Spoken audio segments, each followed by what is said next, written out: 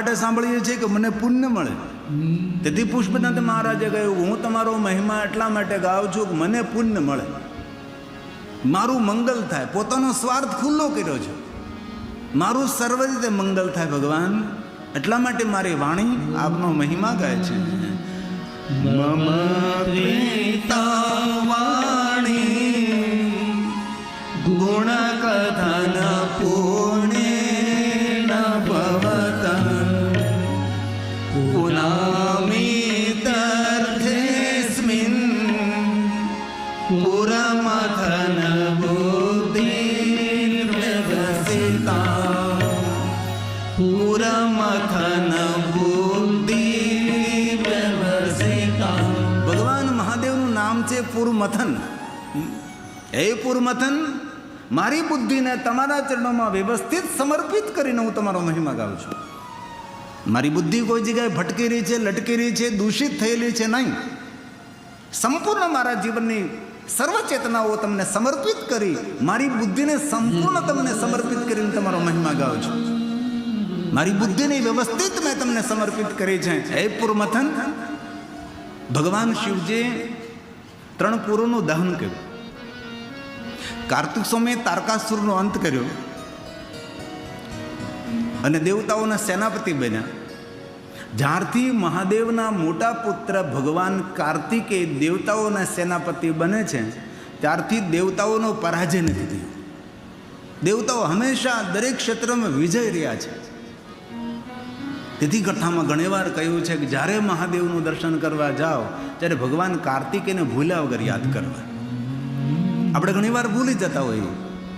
ગણેશ ભગવાનને તો પ્રણામ કરી લેતા હોઈએ છીએ, હનુમાનજીને પ્રણામ કરી લેતા હોય, માતા પાર્વતીને પ્રણામ કરતા હોય, કુર્મદેવને, નંદી મહારાજને પ્રણામ કરતા હોય, પણ ભગવાન કાર્તિકેયને ઘણીવાર વિસરી જતા હોય છે આપણે.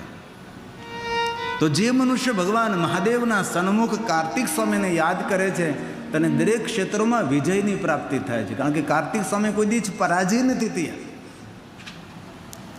જેમની તપસ્થલી શૈલ પહાડ છે, જે કૃષ્ણાનદીના તટ ઉપર બેસીને જેમને તપ કર્યું છે, હિરણાકશિપુએ પણ ત્યાં તપ કર્યું, 5 પાંડવોએ પણ ત્યાં તપ કર્યું. જ્યાં આપણા જ્યોતિર્લિંગ છે, બીજું જ્યોતિર્લિંગ મલ્લિકાર્જુન મહાદેવ છે.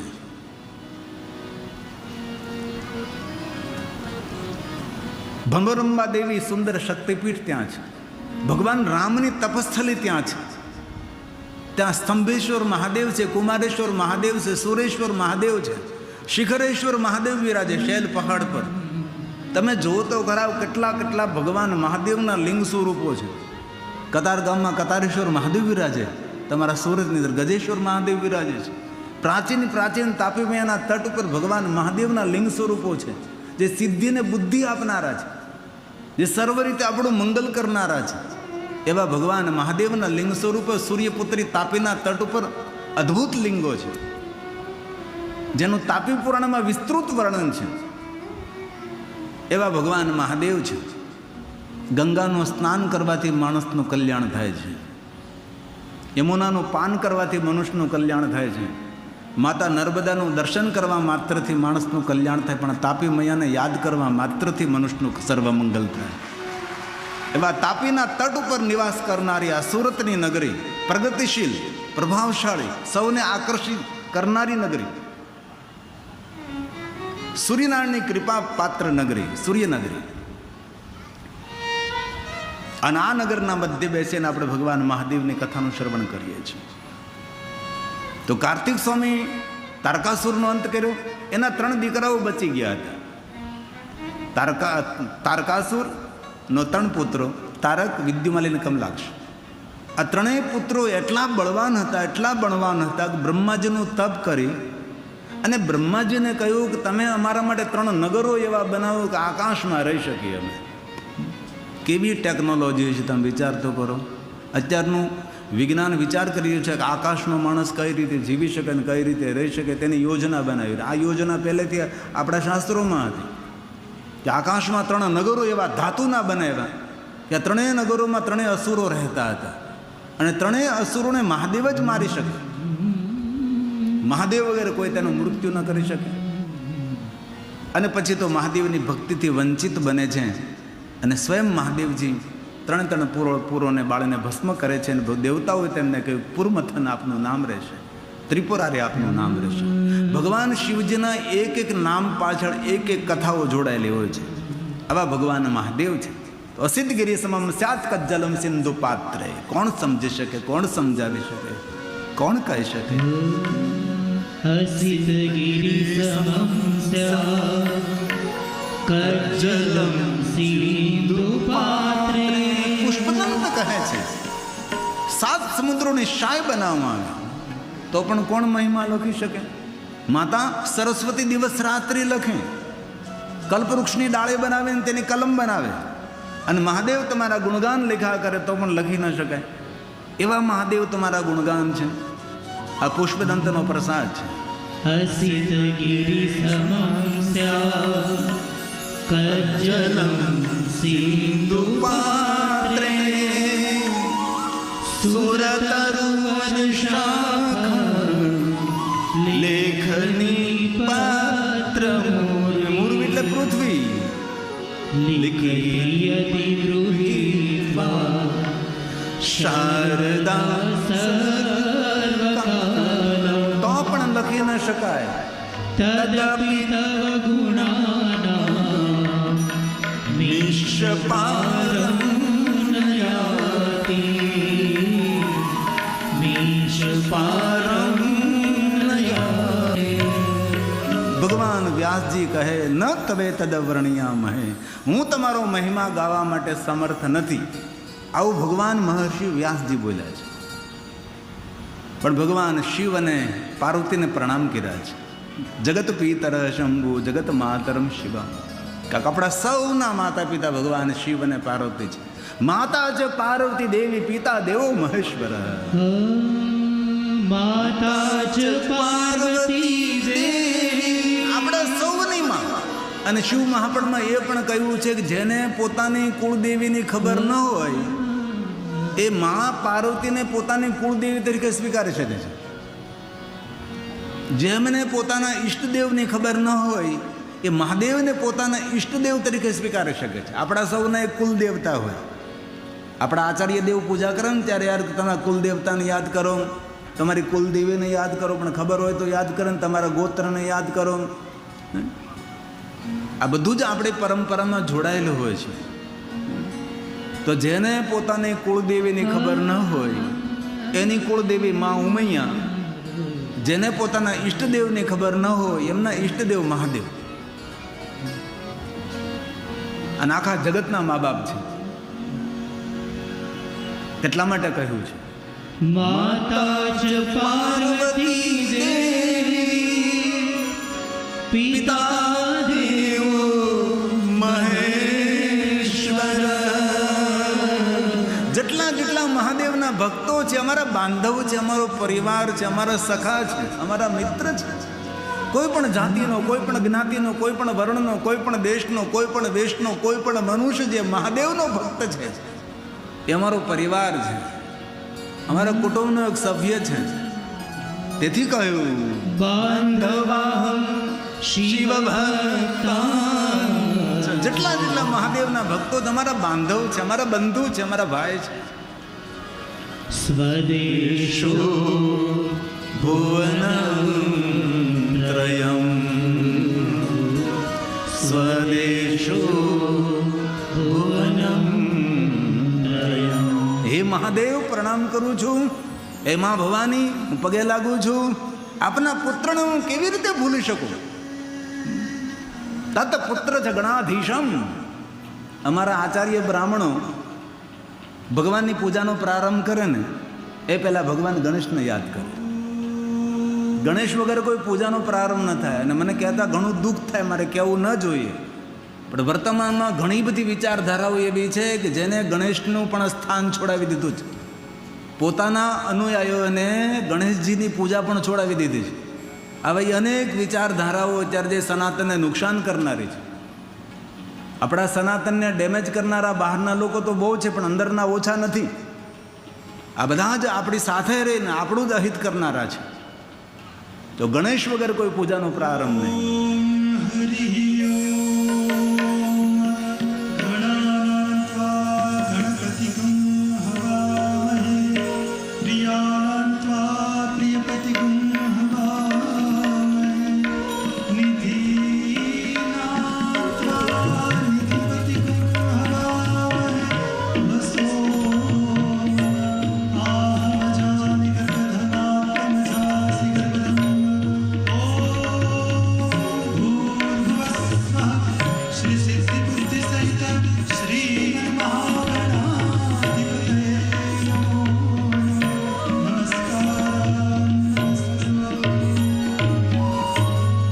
ભગવાન ગણેશને ભૂલવા નહીં, ઘરમાં ભગવાન ગણેશની પૂજા રાખવી.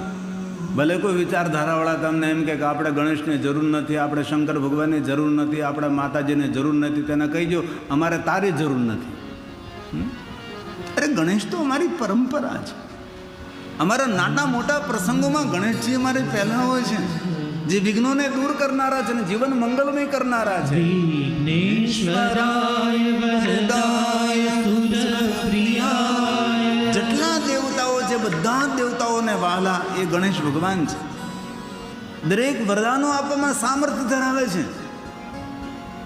દુનિયાનું કોઈ વરદાન એવું નથી ભગવાન ગણેશજીને આપી શકે. અને બહુ હૃદયથી કહું છું, સવારમાં આંખ ખુલે એટલે ભગવાન ગણેશને યાદ કરો. હંમેશા આપણો દિવસ નિર્વિઘ્ન પૂર્ણ થાય, કોઈ કલેશ ન થાય, કોઈ જગ્યાએ માનસિક સંતાપ ના ઉદ્ભવે. અને ગણેશ ભગવાનને યાદ કરીને જ અને ગણેશ ભગવાનનું નામ લઈને ગણેશ ભગવાનને પ્રણામ કરીને જ ઘર છોડાય. વિઘ્ન હરનારા છે અને આપણું મંગલ કરનારા ભગવાન, તેથી ગણેશને છોડવા નહીં ભાઈ. ભગવાન મહાદેવ ખૂબ રાજી થાય ગણેશ ભગવાનની પૂજા કરવાથી. અને આપણા સૌના ઘરમાં ભગવાન ગણેશ તો હોય જ. અમારે બારડોલી વિસ્તારમાં એક ગામ છે, ગામનું નામ નહીં આપું તમને હું. એ ગામમાં ઘણા વર્ષો પહેલાં હું કથા કરવા ગયો હતો. ભક્તા સમાજ ગામની અંદર રામકબીર એક સમાજ છે, આપણા સૌરાષ્ટ્રમાં એ બધા નથી, આ દક્ષિણ ગુજરાતનો સમાજ છે રામકબીર ભક્તા સમાજ. અને દરેક વર્ણના લોકો એ ગામમાં રહે. અને 35 ખોરડાનું ગામ. અને એનઆરઆઈ આવેલા, તેમને કથાનું આયોજન કરેલું. એટલે કથાના 5મા 6 દિવસે મને કહ્યું કે આપણે ગામમાં એક ભક્તિ ફેરી કરવી છે. મેં કીધું ચાલો જઈએ આપણે. તો એક ઘરે ગયો. હવે કોઈના ઘરે જાય એટલે પહેલી મુલાકાત તો તેના મંદિરની હોય. નાનકડું મંદિર ઘરમાં હોય, દેવસ્થાન હોય, તેમાં પગે લાગીએ, દીવો કરી દઈએ આપણે, અને 2-3 થોડાક મંત્રો બોલીએ એટલે સારું લાગે આપણને. એટલે એક ઘરે ગયો તો ગણપતિ નહીં, બીજા ઘરે ગણપતિ નહીં, ત્રીજા ઘરે ગણપતિ નહીં. પછી મેં ગામના સરપંચ સાહેબને પૂછ્યું કે તમારા ગામની અંદર ઘરમાં ગણેશ કેમ નહીં? તો કે અમારા ગામની સંપ્રદાય છે એટલે બધાને ના પાડે છે, ઘરમાં ગણેશને રાખવાની જરૂર નથી. અમારા બધાના ઘરમાં ગણેશ ભગવાન હતા પણ અમે તાપીમાં પધરાવી દીધા છે. મેં કીધું આવો સંપ્રદાય? પછી તત્કાલ ગામની એક મિટિંગ બોલાવીને નિર્ણય લેવાનો મેં સમજાવ્યું કે ગણેશ આપણી સંસ્કૃતિ છે, ગણેશ આપણા સંસ્કાર છે, ગણેશ ભગવાન આપણી પરંપરા છે. નાના મોટા પ્રસંગોમાં પહેલાં ગણેશ ભગવાનને આપણે યાદ કરીએ અને ગણેશને ન રાખવી તો પછી આ બાજુના એક શહેરમાંથી 35 જેટલા ગણેશ મગાવ્યા અને બધાને ઘરે ગણેશ મૂક્યા. અને પછી મેં ગામના 5 માણસોને જવાબદારી સોંપી કે તમારા ગામના સંપ્રદાયના ધર્મગુરુ જ્યારે આવે અને કહે કે ગણેશ ભગવાનને અહીંથી દૂર કરજો, તો ગણેશ દૂર કરો એ પહેલાં તમારા ધર્મગુરુ સાથે મને થોડીક વાત કરાવજો.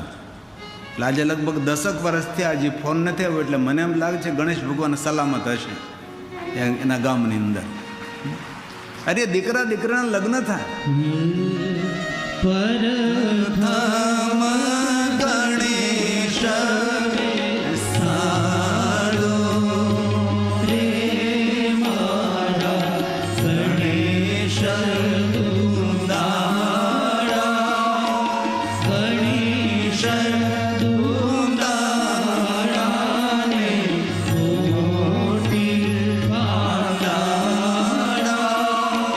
પરધામ ગણેશ બેસાડો રે મારા ગણેશ દુંદાળા.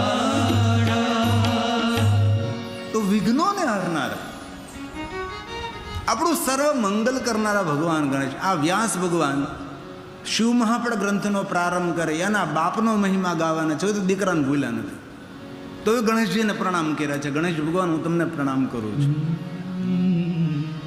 રોજ બોલીએ છીએ આપણે વિઘ્નેશ્વરાય વરદાય સુરપ્રિયાય લંબોદરાય સકલાય જગદ્વિકાય નાગાનનાય શ્રુતિયજ્ઞ વિભૂષિતાય. હાથીને એક શબ્દમાં નાગ પણ કહેવામાં આવે. હાથીનું મસ્તક ધારણ કરેલા. ઘણા સમજે ને કે નાગનું મસ્તક ધારણ કરનારા એટલે હાથીનું મસ્તક ધારણ કરનારા એવા ભગવાન ગણેશ અમે પગે લાગીએ છીએ. ગૌરી સુતાય ગણનાથ નમો નમઃ. ગૌરી સુતાય ગણનાથ નમો નમસ્તે. હે ભગવાન ગણેશ, હું પ્રણામ કરું છું. મારા યુવાન ભાઈઓ બહેનોને મારી પ્રાર્થના, જો થઈ શકે તો, આ તો ખાલી કહું છું, જો બની શકે તો રોજ ગણેશ સ્તોત્રનો પાઠ કરવો. ભગવાન દ્વાદશ ગણેશ પ્રણમ્યામ શીર્ષાદેવ ગૌરી પુત્રમ વિનાયકમ તે શરૂ કરીને રોજ ગણેશ સ્તોત્ર અને રોજ 12 જ્યોતિર્લિંગના સ્તોત્રનો પાઠ કરવો. 12 ભગવાન શિવ, 12 જ્યોતિર્લિંગ, દ્વાદશ જ્યોતિર્લિંગ અને દ્વાદશ ભગવાન ગણેશ. જો કોઈ રોજ પાઠ કરે છે, વિદ્યાર્થી લભતે વિદ્યા, ધનાર્થ લભતે ધનમ, પુત્રાંત લભતે પુત્રાન, મોક્ષાંત લભતે ગતિમ.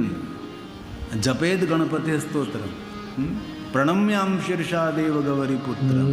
પ્રણમ્યં શીર્ષાદેવ. કેટલો સુંદર સ્તોત્ર છે. ગૌરી પુત્ર વિનાયકમ. ગૌરી પુત્રં વિનાયકં. કોઈ પણ જગ્યાથી મેળવી લેજો. થોડા દિવસ તમે જોઈને બોલજો, એટલે થોડા દિવસો પછી તમને કંઠસ્થ થઈ જશે. આ રોજ બોલવાનું, કોઈ કામના અધૂરી ન રહે. બધી જ કામનાને પૂર્ણ કરનારો દ્વાદશ ગણેશ સ્તોત્ર છે. નારદ પુરાણે એ સ્તોત્ર. પ્રણામ કરું છું, પ્રણમ્ય એટલે પ્રણામ કરવા, તેને વંદન કરવું, પગે લાગવું. ભગવાન ગણેશ, હું પ્રણામ કરું છું. પ્રણમ્યં શીર્ષાદેવ. મસ્તક ઝુકાવીને પ્રણામ કરું. શીર્ષાદેવમ, માથું નમાવીને પગે લાગુ છું. આમનામ પગે લાગવા ખાતર પગે નથી લાગતો. હે ભગવાન ગણેશ, ગૌરી પુત્રં વિનાયકં ભક્તવાસં સ્મરેત્યં. નિત્ય જો સ્મરણ કરે છે, આયુ કામાર્થ સિદ્ધયે. આયુ કામાર્થ સિદ્ધિ. આરોગ્ય પણ આપે, આયુ પણ આપે અને કામનાઓની સિદ્ધિ પણ કરે. તેથી આ સ્તોત્ર આટલો કઠિન નથી, સરળ છે, પણ આવું કરવું જોઈએ. પછી તો પ્રથમમ વક્રતુંડમ ચ કર્મહશ છે. પણ ભગવાન ગણેશ આપણા સૌનું મંગલ કરનારા છે. આવી રીતે ભગવાન ગણેશજીને પ્રણામ કર્યા છે, માતા ભવાનીને પ્રણામ કર્યા, ભગવાન શિવજીને પ્રણામ કર્યા છે. અને હવે ભગવાન મહાદેવની કથાનો પ્રારંભ થાય છે. આવું હું 3 દિવસ સુધી બોલતો રહે છે. હવે કથાનો પ્રારંભ થાય છે. હવે કથાનો પ્રારંભ થાય છે. કારણ કે કથાના દ્વાર ધીરે ધીરે ખુલે ને. કોઈને ઘરે જઈએ આપણે સૌરાષ્ટ્રમાં તો પહેલો ડેલો ખોલે, ડેલાની નાની ખડકી ખોલે, પછી ફળિયામ જાય, પછી ઓહરીમ જાય, પછી ઓરડો ખોલે, પછી બેઠક રૂમમાં. એટલે કથાના ધીમે ધીમે દ્વાર ખુલે. કથા ધીરે ધીરે ધીરે ધીરે આગળ વધે. કથી પછી ધીરે ધીરે ધીરે ઉપર ઠેઠ ભગવાન મહાદેવના, શિવના, પાર્વતીના વિવાહ થઈ જાય ને પછી ધીરે ધીરે કથા પછી નીચે ઉતરે અને પછી વિરામ થાય. આ રીતે ખાતે એમ સૂર્યનારાયણ ધીરે ધીરે ઉગે, ધીરે ધીરે ઉગે, પછી બપોરે મધ્યાહનનો સૂર્ય થાય ને જામે ખરેખર. અને પછી હવે ધીરે ધીરે સૂર્યનારાયણ જામશે. એમ આ વર્ષે તો 50 સુધી પહોંચવાનું છે, એટલે તૈયારી રાખજો. એ તો આપણે સહન કરી શકીએ 45 ને 48 ને આ તાપ આપણે સહન કરી શકીએ છીએ. તો સુરતમાં તમારે ઘણું સારું. બાકી આપણે કચ્છ પ્રાંતમાં, સૌરાષ્ટ્રમાં તો એટલો તડકો પડે ને. એ તડકામાં અમે લોકો 3 વાગે કથા શરૂ કરીએ. 15,000 વોલ્ટ સામે બળતા હોય, 15,000 લાઇટો સામે હોય. તમને એવું લાગે કે હું તમને જોઉં છું, પણ અહીંથી કાંઈ દેખાય જ નહીં, કારણ કે લાઇટો બધી જ આંખમાં હોય, લાઇટો બધી સામે હોય. તો હવે મહાદેવની કથાનો પ્રારંભ કરીએ. ધર્મક્ષેત્રે મહાક્ષેત્રે ગંગા કાલિંદી સંગમે પ્રયાગે પરમ પૂર્ણે બ્રહ્મલોકસ્ય વર્તમને. બ્રહ્મલોકના માર્ગ સ્વરૂપ પ્રયાગ તીર્થમાં ઋષિ મુનિઓ સૂત પુરાણને કહે છે કે હે સૂત પુરાણજી, મહાભાગ્યવાન છો તમે. કેમ મહાભાગ્યવાન? તમે મહાદેવના ભક્ત છો, ચિરંજીવો ભવ. કથા સાંભળનાર ઋષિ મુનિઓ કથા કહેનારને આશીર્વાદ આપે છે. કેટલી સુંદર વાત છે. કથાકાર નહીં, કથા કહેનાર શ્રોતાઓને આશીર્વાદ નથી આપતા, પણ કથા સાંભળનારા, કથા કહેનારને આશીર્વાદ આપે છે કે આપના મુખીથી અમે ભગવાનની કથાનું શ્રવણ કરીએ છીએ, એટલે અમે સૌ તમને ખૂબ આશીર્વાદ આપીએ છીએ કે તમે અમને ભગવાનની કથા સંભળાવો છો. આવી સુંદર વાત શિવ મહાપુરાણ ગ્રંથમાં છે. તેથી શૌનકાદિ મહાત્માઓએ સૂત પુરાણનું સંબોધન કર્યું છે અને સૂત પુરાણે જેને ભગવાન મહાદેવને કથા કહેવા માટે પ્રેરિત કર્યા છે.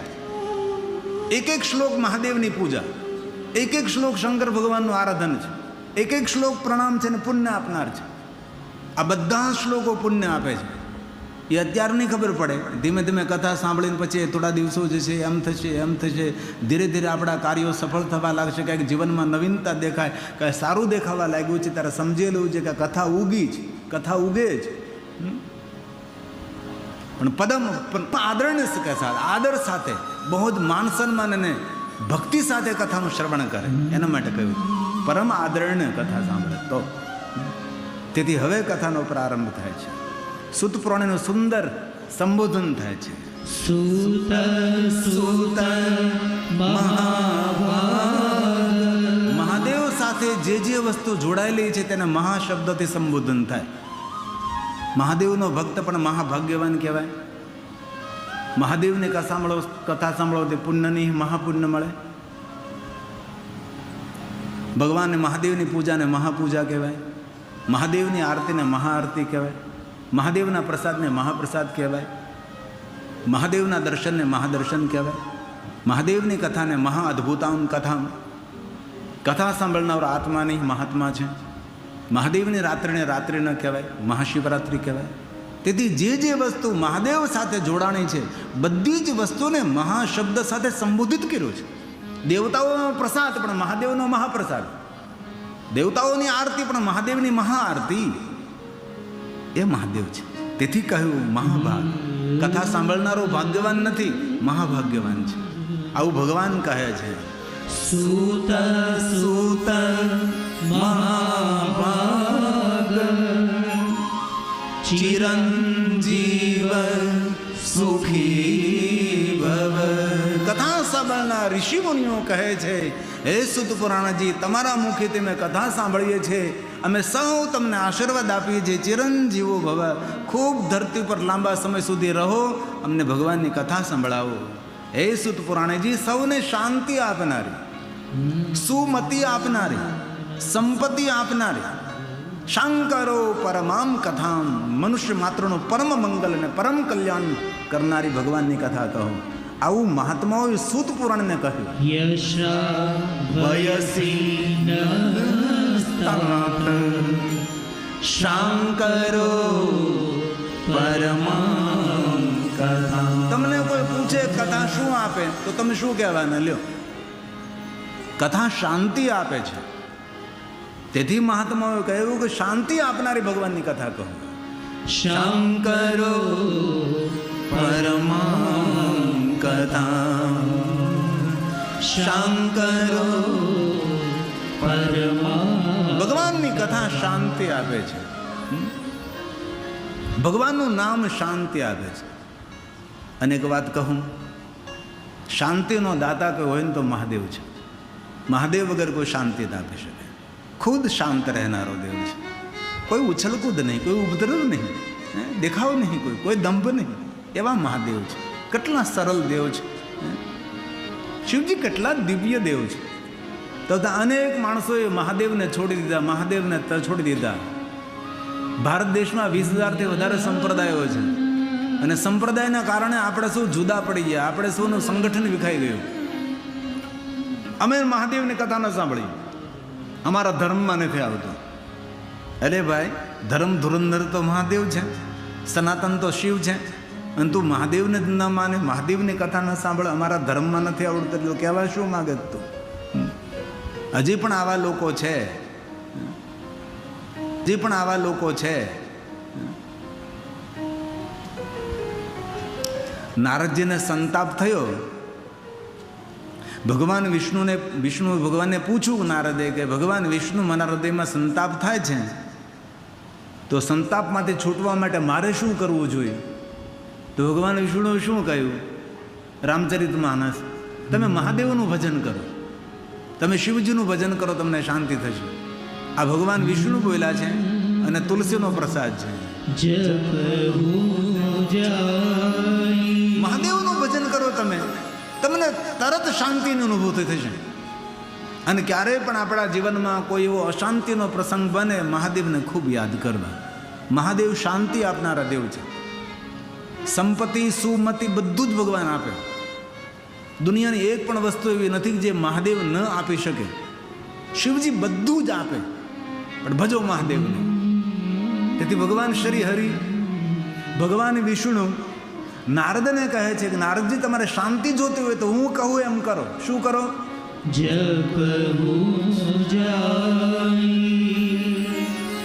શંકર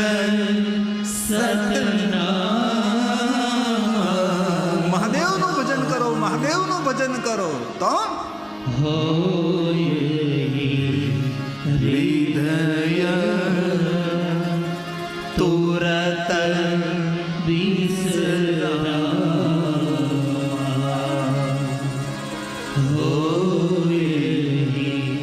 હૃદય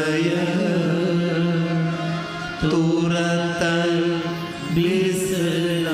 જ્યારે ભજન કરો ત્યારે જ શાંતિની અનુભૂતિ થાય. શબ્દ આપ્યો તુરત. એવું નથી કહ્યું કે આજે ભજન કરો ને તમને 10 દિવસ પછી શાંતિની અનુભૂતિ થશે.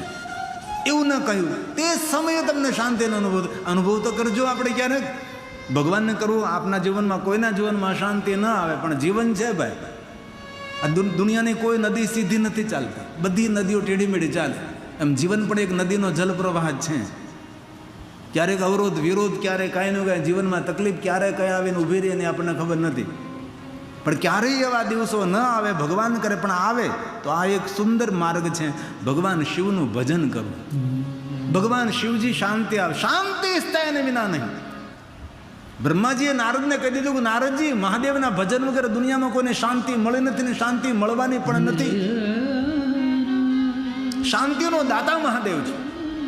તેથી હાલતા ચાલતા, બેસતા ઉડતા, ખાતા પીતા, ઊંઘતા જાગતા, ઘરમાં વનમાં શમશાનમાં કોઈ પણ અવસ્થામાં ભજસાંબ સદાશિવ, ભજસાંબ સદાશિવ, મહાદેવનું ભજન કરવું. જે શાંત રહેનારો દેવ છે, શાંતિનું દાન કરનારો દેવ છે. તેથી તો રોજ ગાય ને આપણે. શું ગાય? શાંતાકારં શિખરશયનં. શાંત રહેનારો દેવ, શિખર ઉપર શયન કરનારો, આવો મહાદેવ છે. શિખરસ્થ મહાદેવ, શિખરસ્થ છે. ધ્યાન દીજીએ. બીજું કાંઈ ન આપો તો કાંઈ વાંધો નહીં, પણ ધ્યાન તો આપો. ધ્યાન દીજીએ થોડા સા. ભક્તિમાં શિખરસ્થ મહાદેવ જેવો કોણ ભક્ત હોઈ શકે? તપમાં શિખરસ્થ, જ્ઞાનમાં શિખરસ્થ, વિદ્યામાં શિખરસ્થ, ધ્યાન માર્ગમાં શિખરસ્થ, ઉદારતામાં શિખરસ્થ, પારિવારિક સંબંધોમાં શિખરસ્થ. શિવ જેવો પરિવાર કોનો ભાઈ? કોઈનો ખરો મહાદેવ જેવો પરિવાર? પારિવારિક સંબંધોમાં શિખરસ્થ. તાપ, સાધના, વૈરાગ્ય, જ્ઞાન, જોગ, દરેક ક્ષેત્રમાં શિવજી શિખરસ્થ છે. અને મહાદેવને ઓવરટેક કરી શકે તો દુનિયામાં દેવ પણ નથી. કોઈ માનવ તો કઈ રીતે હોઈ શકે? મહાદેવને કોઈ ઓવરટેક કરે, એનાથી આગળ દુનિયામાં કોઈ ન જઈ શકે. એ શિવ છે, એ મહાદેવ છે. દરેક વાતમાં શિખરસ્થ, ટોપ 10, એનાથી ઉપર કોઈ નહીં. એ મહાદેવ છે.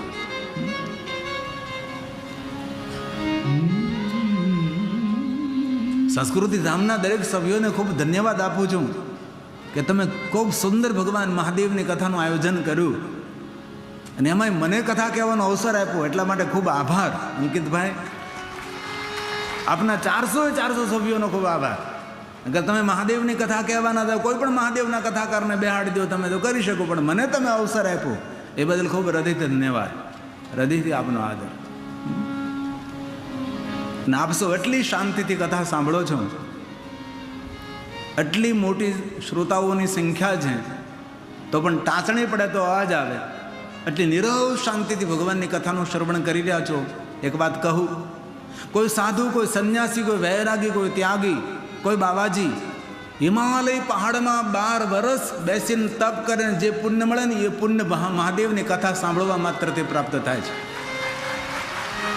પુણ્યનું પણ પુણ્ય તપનું પણ તપ એ ભગવાનની કથા, યજ્ઞનો પણ યજ્ઞ એ ભગવાનની કથા, પૂજાઓની પણ પૂજા એ ભગવાનની કથા છે, સર્વ વ્રતોનું વ્રત એ ભગવાનની કથા છે. તેથી કથાનું મહાત્મ્ય અદ્ભુત છે. તેથી શાંતિ આપનારો, શાંત રહેનારો શિખરસ્થ દેવ ભગવાન મહાદેવ છે.